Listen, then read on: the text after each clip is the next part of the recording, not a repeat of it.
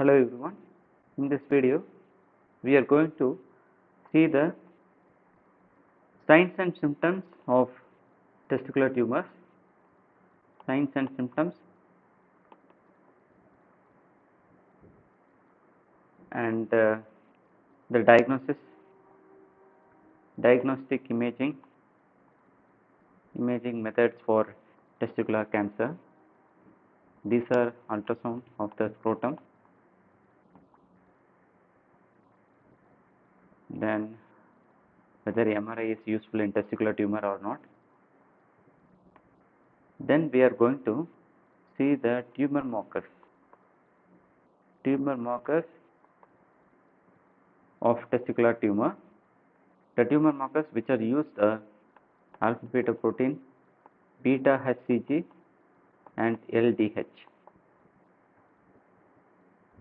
After that, we are going to see some points about the radical inguinal orchidectomy.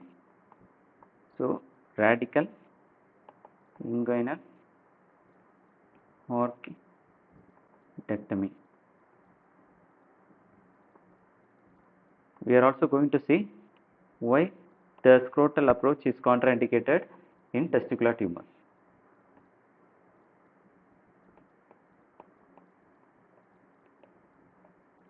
Contraindicated. We can see the answers one by one and some points about testicular sparing surgery, then whether contralateral biopsy of the testis is needed or not, and some points about the extragonadal germ cell tumors.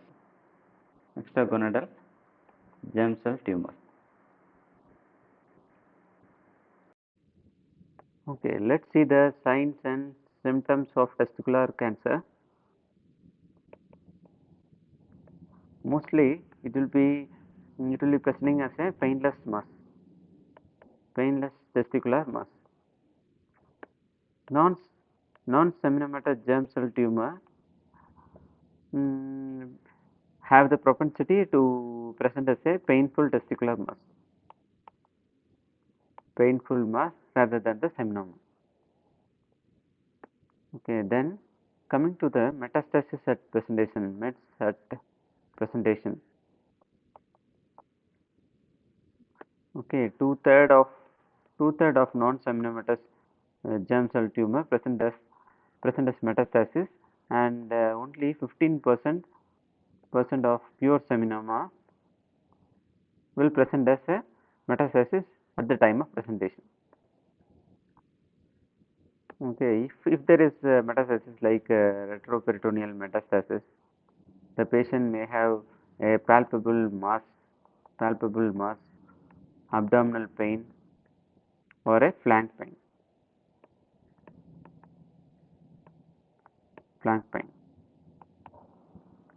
There may be back pain or ache when the tumor infiltrates the psoas muscle or any nerve roots.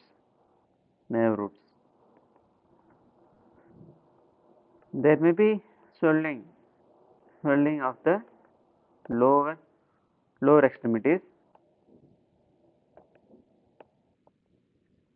because of the IVC compression of the retroperitoneal mass, etc. The patient may also have a neck mass and gynecomastia in 2% of cases.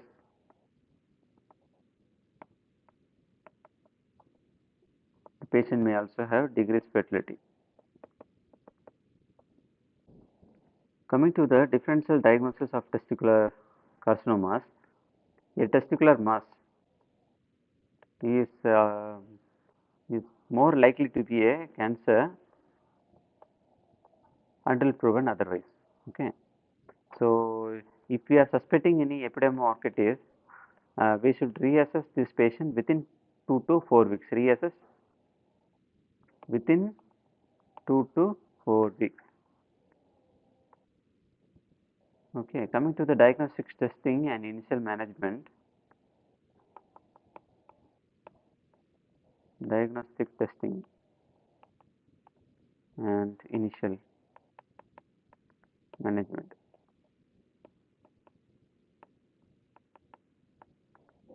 Let's see what are the diagnostic testing we will use in the management of testicular carcinoma. So coming to the scrotal ultrasound, we use high frequency scrotal ultrasound, that is 5 to 10 megahertz up to 12 megahertz we can use because this gives high resolution of the testicular masses. So we should also assess the contralateral testes because 2% of the testicular tumors will be bilateral.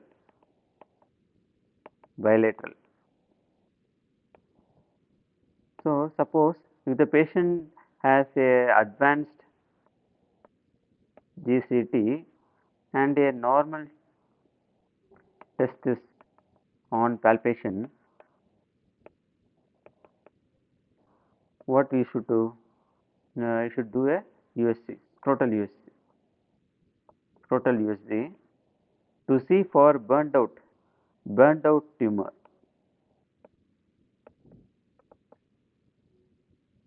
This burnt out tumor is due to the spontaneous regression of the testicular carcinoma, most commonly a seminoma. So it is a spontaneous regression of seminoma.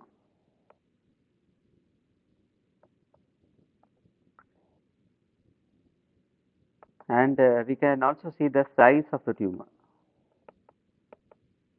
As the size of the tumor increases, the chance of carcinoma also increases. So, okay. Then coming to the MRI. Because of its high cost, the use of MRI in testicular carcinoma is limited, except in cases when there is brain and spine metastasis. MRI can be useful. Serum tumor markers. These are alpha fetoprotein, beta subunit of the HCG, and LDH. So let's see the alpha fetoprotein. The half-life is 5 to 7 days. For beta HCG, it is 24 to 36 hours. Okay. 50 to 70% of low stage carcinoma, testicular carcinoma, have a rise in AFP, and 60 to 80% of advanced stage has a rise in AFP. This advanced stage means clinical stage 2C to 3A to C. This is the advanced stage carcinoma. So for advanced stage carcinoma, the incidence of rise of AFP is more. Embryonal carcinoma and yolk sac carcinoma will have a rise in AFP. Choriocarcinoma and seminoma will not produce AFP. Okay, this is important. The seminoma will not produce AFP. Some pure seminomas will produce AFP, will produce alpha fetoprotein. These seminomas are considered as non-seminomatous germ cell tumor in the treatment. Coming to the beta HCG, the beta subunit is used because of the cross reaction to various hormones. This beta subunit of the HCG is used. So 20 to 40% of low stage non-seminomatous germ cell tumor have rise in beta HCG, and 40 to 60% of advanced stage has a rise in beta HCG. Seminoma has a rise in beta HCG, about 15% of seminoma has a rise in beta HCG. Choriocarcinoma and embryonal carcinoma will also produce HCG. and if there is a increase in Hcg level of more than 5000, most probably it will be a non-seminal germ cell tumor. Then coming to the LDH. LDH, 20% of the low stage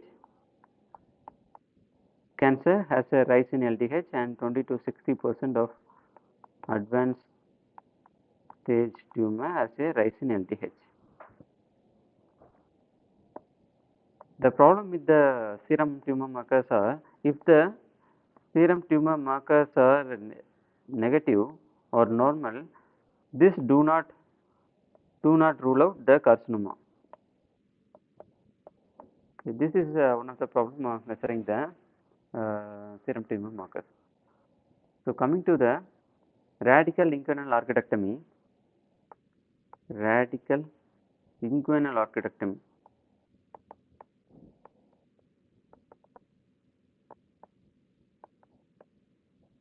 This is a inguinal approach.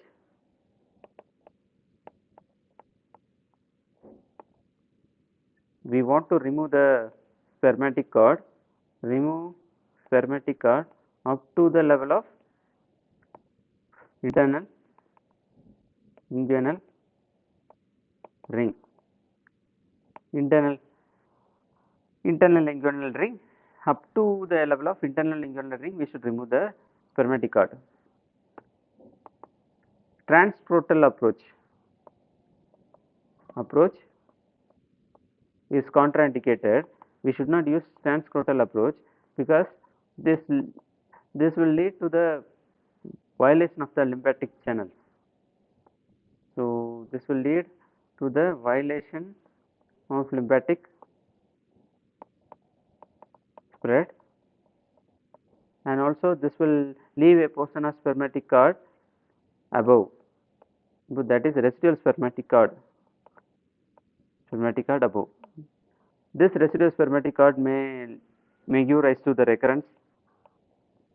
This violation of the lymphatic spread may give rise to pelvic or inguinal metastasis, nodal metastasis. So this is the reason we should not use transscrotal approach for doing the orchidectomy. Moreover, this radical inguinal orchidectomy is curative in 80 to 85% of clinical stage 1 seminoma and 70 to 80% of clinical stage 1 non-seminomatous germ cell tumor. Okay, coming to the interesting topic, testicular sparing surgery. So, if the patient is having a normal contralateral testis, there is no role for testicular sparing surgery because he is already having a normal contralateral testis. So why not remove this entire kidney which is affected by a tumor? So that's the reason for normal contralateral testis testicular sparing surgery is not used. So some of the indication in which testicular sparing surgery is used when the tumor is less than 2 to 3 centimeters, that is less than 30% of testicular volume. If the tumor involves less than 30% of the testicular volume, then the testicular sparing surgery can be used. The other indication is that if the patient is having synchronous bilateral tumor, if the patient is having a solitary testis and having a carcinoma in that testis, at that time we can do. But this solitary functioning testis must have adequate or sufficient androgen production.